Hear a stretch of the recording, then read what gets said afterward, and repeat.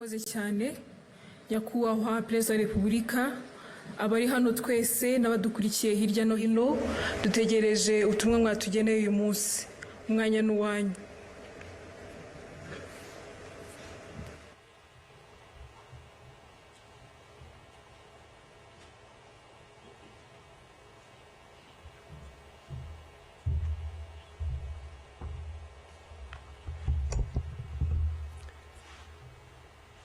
Mwiriwe neza mwese.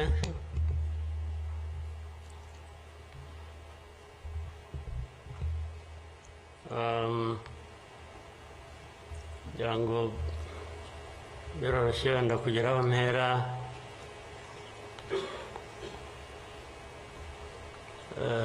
Ndahera ku mateka Bizimana yatubwiye.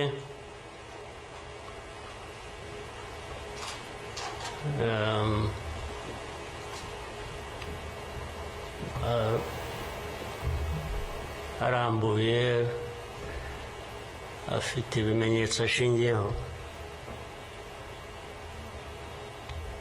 ariko ndagira ngo mbanze nshimire mwese abari hano mwaje kwifatanya n'igihugu n'abanyarwanda, cyane cyane mwebwe abaturuka hanze mu bindi bihugu cyangwa ababihagarariye hano mu gihugu cyacu.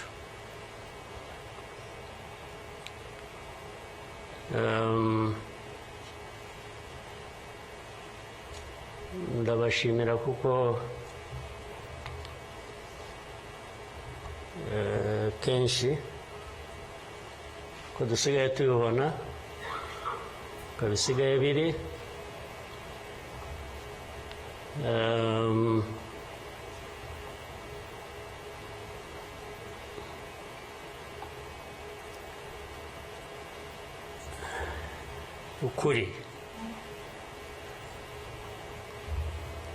ukuri ntabwo kukigenderwaho.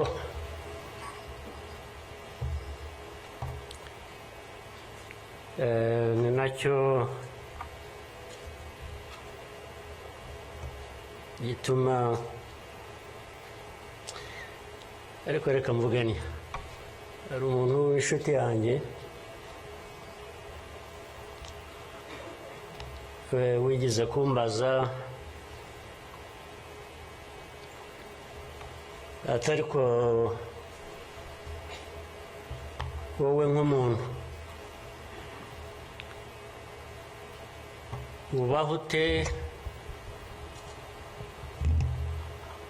ugahuza bimwe, ndaza kubivuga mu rurimi rw'amahanga, arambaza ati ubaho ute ugahuza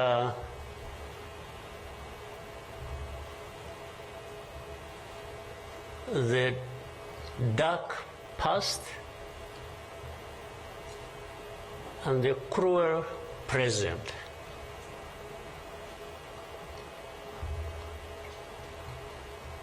But how do you manage that?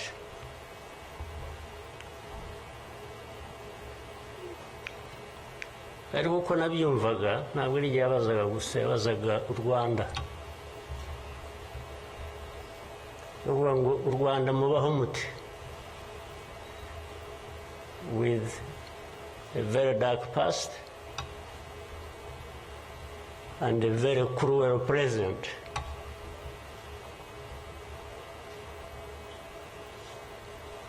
Icyo namushubije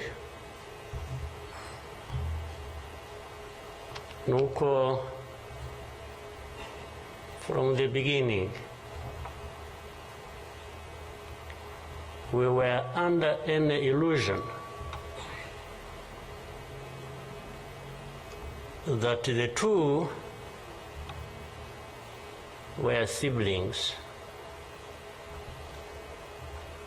and we had to deal with them as such. You have to deal with the cruel present, knowing that it is very, very much related to the dark past. They are inseparable. So for us, we have a choice to make.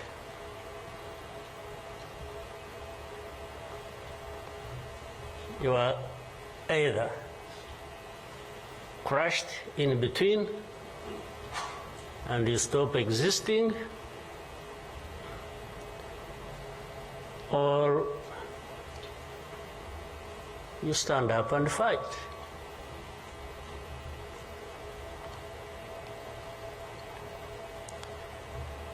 When people are saying in the testimony that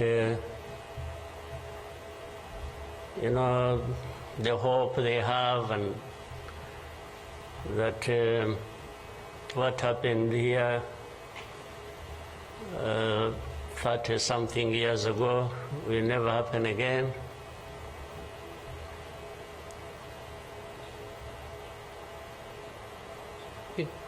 It won't be because of those who were responsible for that dark past. Will not try again, or are not even trying now again.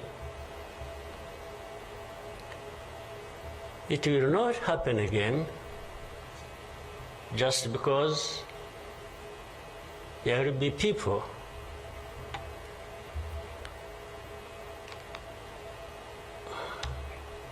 who will stand up and fight.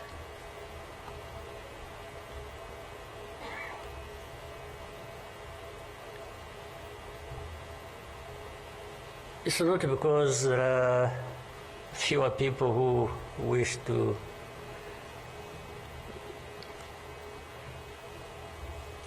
perish, or who would have wished us all to disappear, this country to disappear.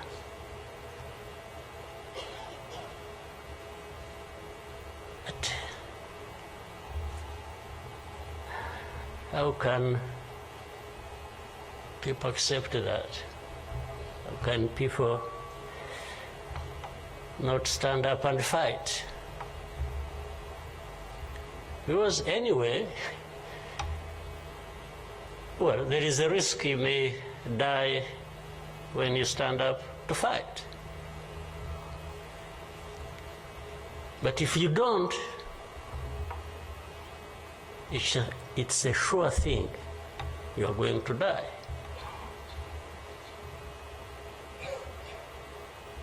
So why don't I try the former? Why don't I try to stand up and fight with the chance that you might survive and live on your life as you want it, instead of giving up and you let people treat you as if for you to live, it's a favor that they are going to do for you. Why?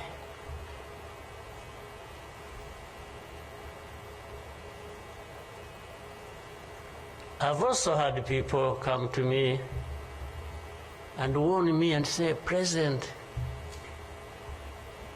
you know, you are too vocal. You say things that challenge these people who have the power in their hands, and they're going to kill you. Well, first of all, it means they're killers.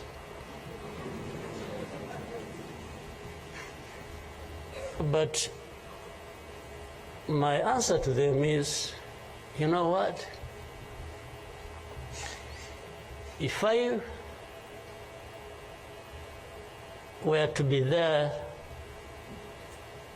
to just accept these things to happen, I don't think I would count myself as living anyway. It's like I would already be dead. To live a life of lies, of pretense,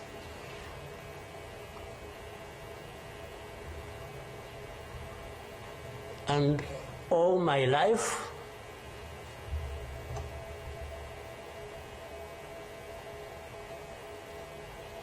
to somebody else, I would be dead anyway. So why don't I die fighting?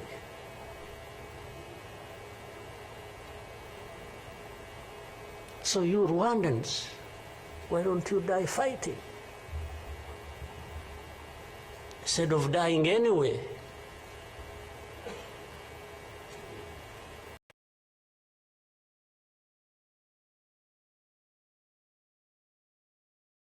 Just dying like flies. Why? But my message goes to other Africans.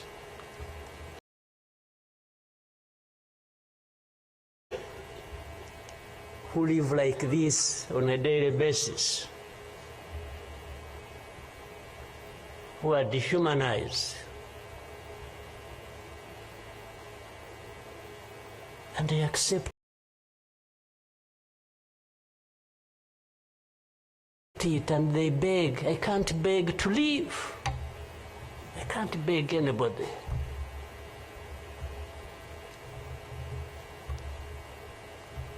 We will fight.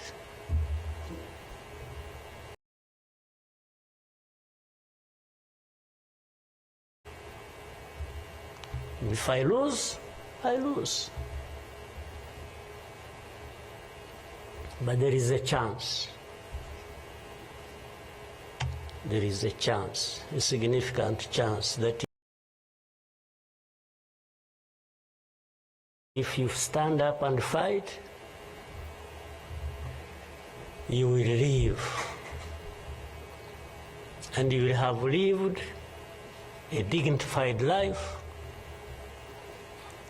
that you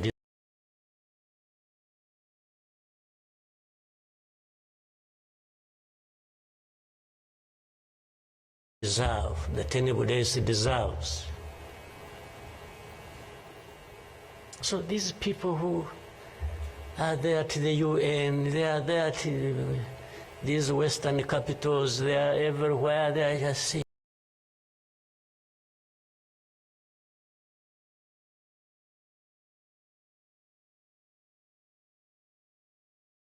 Rwanda, this small country, this Rwanda. I mean, you see, when you're talking about Rwanda and ganging up together against Rwanda, you think it's some country that is, I don't know.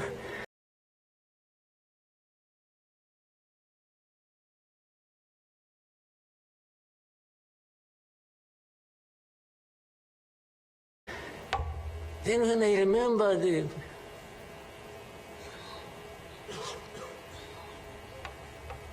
the facts about it, I just imagine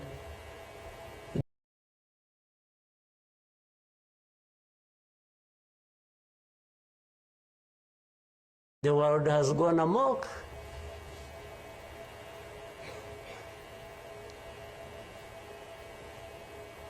But in the midst of all that, we have to live. We have to live our lives, we have to fight for that, we have to live the way we want. And I tell anybody to his face to go to hell.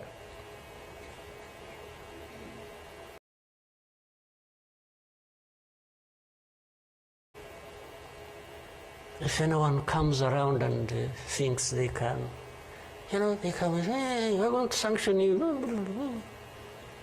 To what? Go to hell. Just go to hell.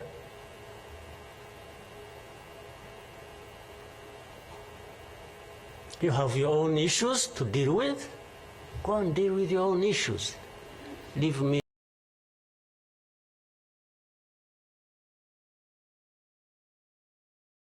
to mine. This is the spirit I think Rwandans must have in their daily lives. So my worry is not about how powerful these people are that come down upon us and throw anything at us. I'm never worried about that. I worry about one thing, which has lived on for centuries. It's for Rwandans. It's for Africans who sit back and find nothing wrong with accepting to be treated like that. That's my only worry. When can Rwandans, when can Africans refuse to be mistreated like this? To be told they have no value,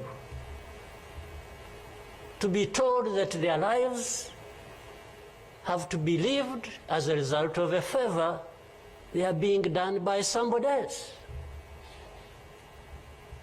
What a shame for people to accept that even for a moment.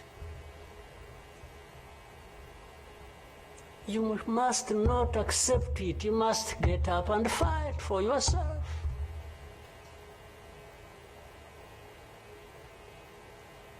And then you have fools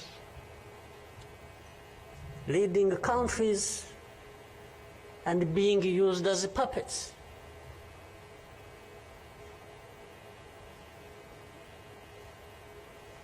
And they are stealing from their own resources, which they should be putting to the good use of their own people and develop them. They just put everything to their own use, find billionaires in a sea of poverty, millions of people going hungry, and their leaders, billionaires, money that has been stolen from the resources of these people, and these are the ones received in Western capitals and praised, and when, Rwanda is being crucified literally at the UN, everywhere, these are the ones who show up and everybody else is doing their bidding.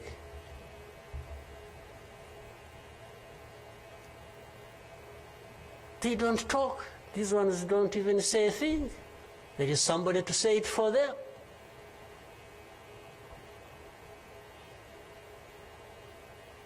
They don't say a thing. Even in meetings where solutions are being thought about and crafted and so on, they are absent because somebody else is there. They are addressed there. When their name comes up, they say, no. You see, I see it on a daily basis. Somebody has agents, orders them, pays them to go everywhere preaching hate speech, killing people in broad daylight, setting fire on these people, burning in broad daylight. And when it comes up for discussion, they say, no, it's not this one here. No. You see some other people, we look for them. But the person keeps coming up. He says, no, I will take the war to Kigali, I'll remove the government, these Tutsis, we are tired of them, like we were tired of them 31 years ago. Here. And it's okay. These wonderful people, these powerful people who tell us what to do and what not to do, they are okay with that. They are fine with that.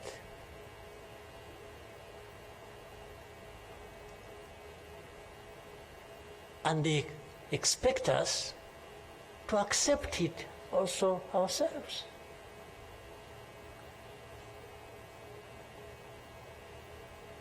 In broad daylight.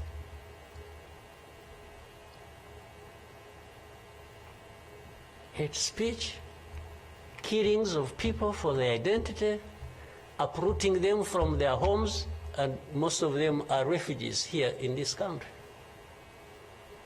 We have 125,000 people as refugees who have been living in camps, uprooted from their homes in Eastern Congo. And then these powerful, good people come here and pick 1, 2, 3, another day 5, if there are many, to go and settle them in those beautiful countries of theirs. And they leave the majority here. And they expect us to be thankful that that's a huge gesture of generosity. First of all, they take them knowing that these are actually refugees from a neighboring country. They don't take them as Rwandans. They take them as refugees from Congo. Only that they are taking very few. They are not, I wish they could take all of them. Those who wish to go and resettle them. So the rest becomes my problem. So what they have to do is cleanse Eastern Congo of all these people, bring them to Rwanda, take to your countries those you want, few, very few, not even 0.1%, and the rest should remain Rwanda's problem.